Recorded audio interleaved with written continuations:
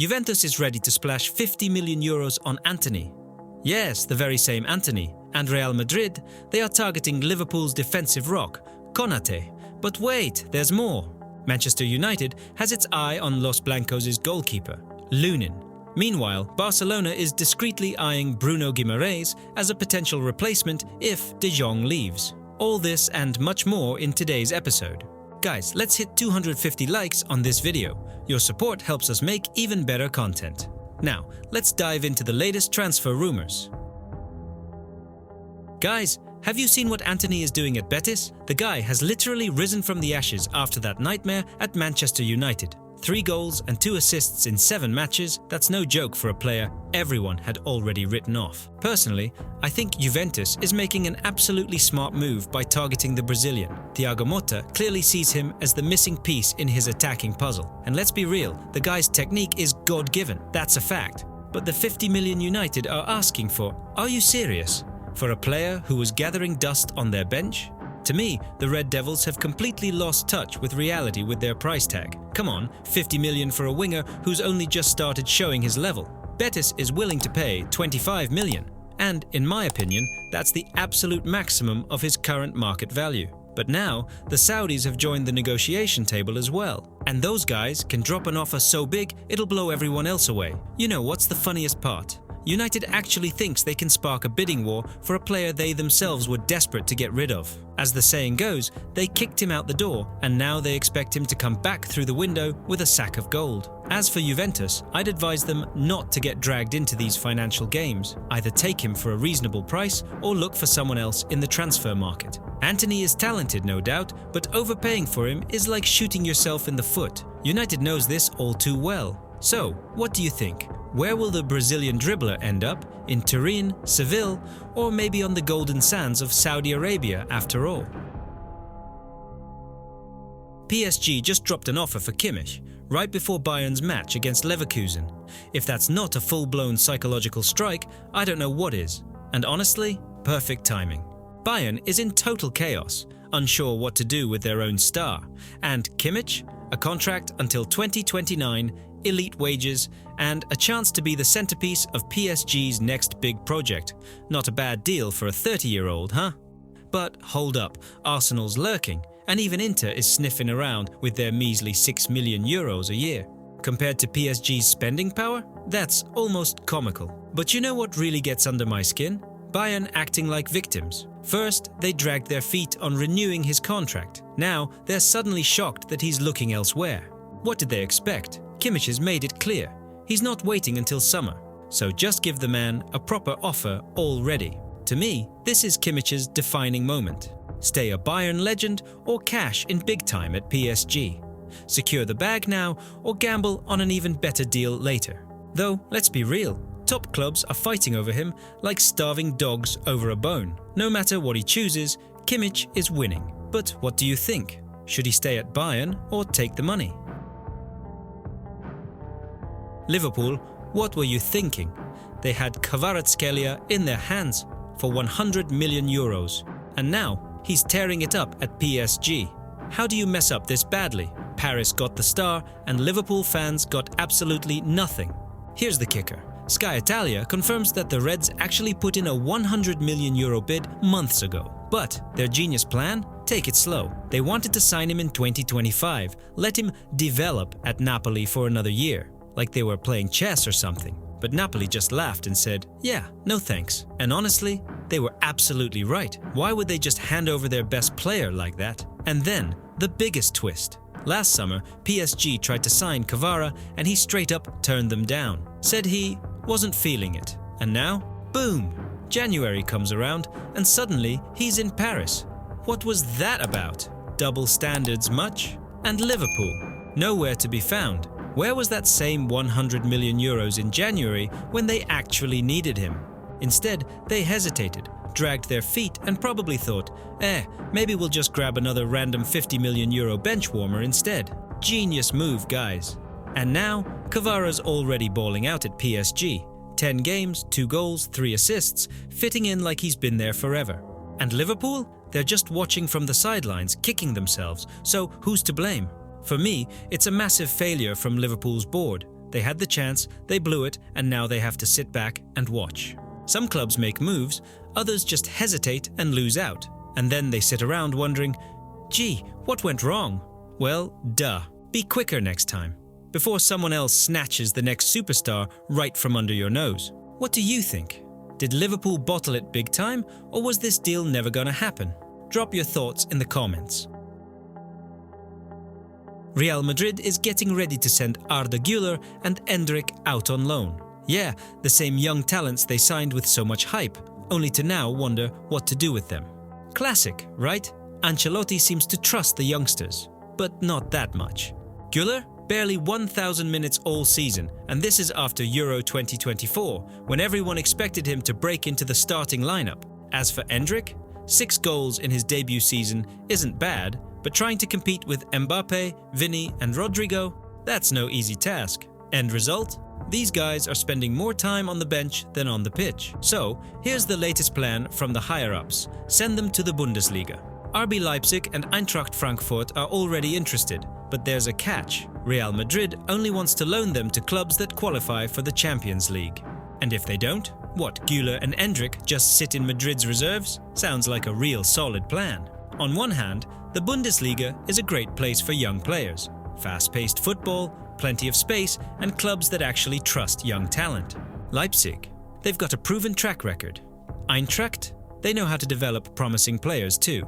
But here's the thing, why spend millions on these guys just to loan them out later? That's some shaky planning. If they go on loan and get regular minutes, it's a win-win. But if they end up sidelined again, it's just a waste of time. So the big question is, when will Real Madrid stop making signings just for the hype and actually think their transfers through? What do you think? Should they keep Güler and Endrick at Madrid or send them out for game time in the Bundesliga? Drop your thoughts in the comments. Kingsley Coman might actually be heading to the Premier League. Honestly, I didn't see this coming, but the rumours are heating up. Liverpool and Tottenham are reportedly gearing up for a battle over the Bayern Munich winger. Let's be real, Liverpool's wing situation is a complete mess right now. Salah's contract is running out, Chiesa still hasn't found his form since arriving, and Diaz, he's already mentally checked out. And what's the club's response? That's right, let's go sign another winger. Brilliant plan, huh?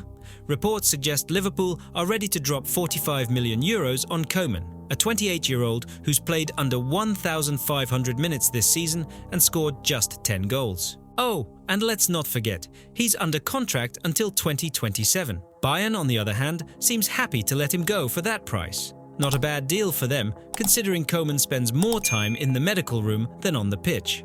Now, don't get me wrong, Coman is a world-class dribbler. He can light up both wings when he's fit, but that's the problem. When he's fit, his injury record is an absolute deal-breaker. What's the point of signing a top-tier winger if he's sidelined for half the season? And can you even picture him at Spurs, with their amazing conversion rate, or at Newcastle? Sure, they've got money, but would they really gamble on a player this injury-prone? Final verdict? If Liverpool actually signs Coman, it'll either be a masterstroke or a complete disaster.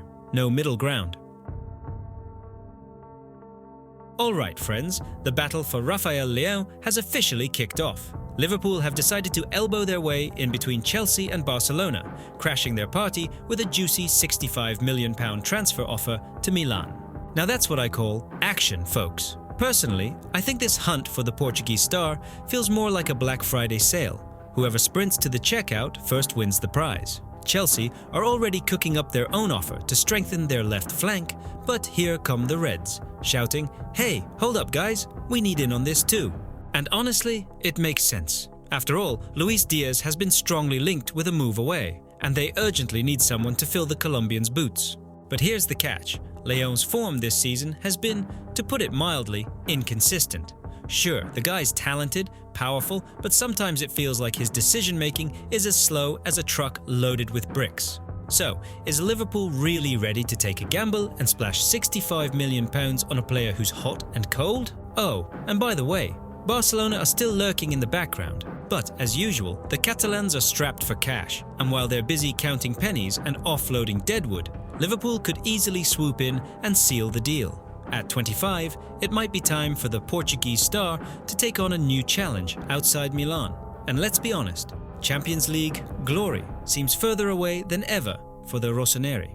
Selling their stars while they can still get decent money for them might just be the smart move. So, Raphael, my friend, if you're listening, grab Liverpool's offer with both hands. Anfield could be your chance to take your career to the next level and prove to everyone that you're not just a hyped-up name, but a genuinely top-tier player. What do you guys think? Can Leo handle the Premier League's intensity, or will he flop in his first few games? Drop your opinions in the comments below, and if, like me, you love keeping up with this transfer madness, don't forget to hit that like button on this video. It really helps me keep creating content like this for you. Guys, tell me this. Can Barcelona even function without transfer drama? Just yesterday, we were talking about how the club was building the team around De Jong. And today, bam! Rumors are already swirling. If Frenkie doesn't sign a new deal, they'll sell him. And guess who they're eyeing as his replacement? Bruno Guimaraes from Newcastle. 80 million euros. That's the price tag. And this is where I have to ask. Barca, are you serious? You're always crying about being broke, or did Laporta stumble upon some secret stash of gold? But let's break it down.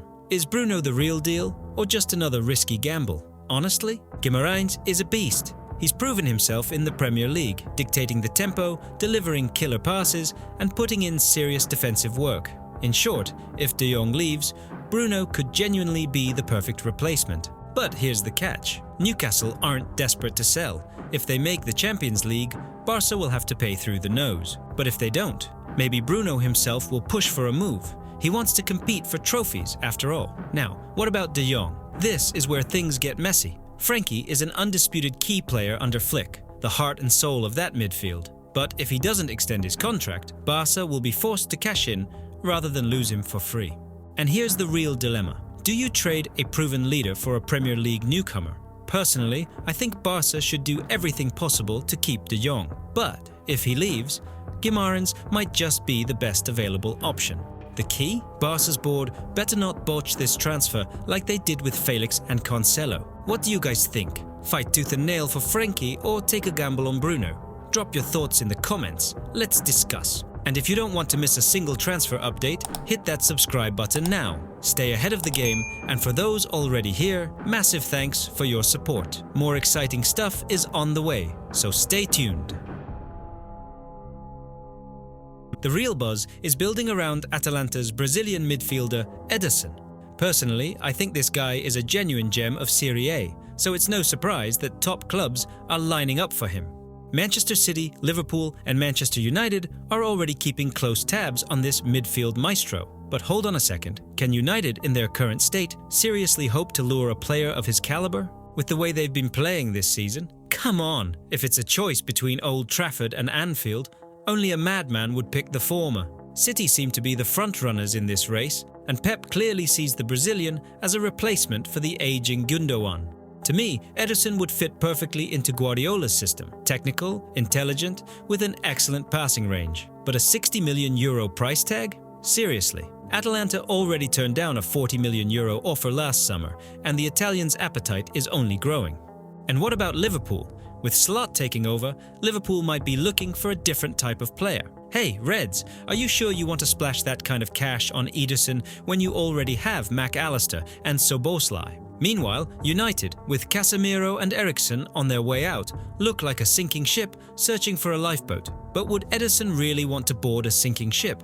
Juventus are also looming on the horizon, but how can they possibly compete with the financial muscle of the English clubs? My take. Ederson to City feels almost like a done deal. Pep usually gets what he wants in the transfer market. But what do you think? Where will we see the Brazilian next season?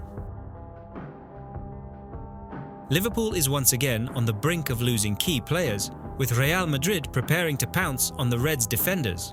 We've known for ages that Florentino Perez has been dreaming of Trent Alexander-Arnold in a white shirt, delivering pinpoint crosses to Vini and Mbappe. But now it seems one defender isn't enough for Real Madrid. They've set their sights on Ibrahima Konate too. The real question is, does Liverpool even realize they're at risk of losing two world-class defenders? Because while Madrid is playing the waiting game perfectly, the English side seems to be watching from the sidelines. Trent's contract expires this summer. He could walk away for free. And Konate? His deal runs until 2026, but negotiations appear to be stalling. Seriously, how can they even think about letting Trent leave for free? He's a club icon, vice-captain, a lad who won the Champions League at just 24. And Konate, he's not just any defender, he's a cornerstone of their backline. Van Dijk may seem eternal, but he's not immortal. Who's going to anchor that defense in a couple of years? Joe Gomez, come on, you see the problem here. Now imagine, Liverpool loses Trent this summer, Konate drags his feet on a new deal, and Real Madrid patiently waits another year before swooping for both. That would be a complete disaster. The solution? It's simple. Either Liverpool locks Konate down with a new contract right now, or he'll be in Madrid within a year too. And if the club botches negotiations with Trent, that's nothing short of treachery against the fans. So, Liverpool, wake up before Real Madrid pulls off a total defensive heist. Manchester United want to sign Andriy Lunin. Yes, the Ukrainian goalkeeper who saved Real Madrid from crashing out of the Champions League last season by stopping a penalty against Manchester City. And now he could be on his way to the Premier League. But the big question is, would this actually be an upgrade for United or just another one of their questionable transfer moves? Why Lunin? Well, first of all, Onana. Let's be honest, his season has been a rollercoaster. One moment, he's carrying United, the next, he's making costly mistakes. Consistency? Never heard of it. And let's face it, if your goalkeeper is constantly giving you stress, maybe it's time for a change. That's where Lunin comes in. He's 26, right in his prime. When Courtois got injured last season, he stepped up. Clean sheets, incredible saves, total confidence. But now that Courtois is back, Lunin is back on the bench. So why sit at Real Madrid when you've already proven you're good enough to be a number one? Considering United spent £50 to £60 million on Mason Mount with little impact, this deal could be an absolute bargain. Plus, Lunin's agent is Jorge Mendes, and we all know he has strong connections at United. So, negotiations could move quickly. But is Lunin actually better than Onana? They're completely different types of goalkeepers. Onana is great with his feet, sometimes a bit too much. Lunin, he's a classic shot stopper who focuses on what matters most, saving goals. Plus, he's calm, composed, and doesn't panic, exactly what United's defense has been missing. Final verdict? I'd take the risk. For me, Lunin could be to United what Van der Sar once was, reliable, composed, and drama-free. But the real question is Lunin ready to leave? Sitting on Madrid's bench might be comfortable, but being United's number one is a whole different challenge. What do you think? Would you swap Onana for Lunin, or does the Cameroonian deserve another chance? Let me know in the comments.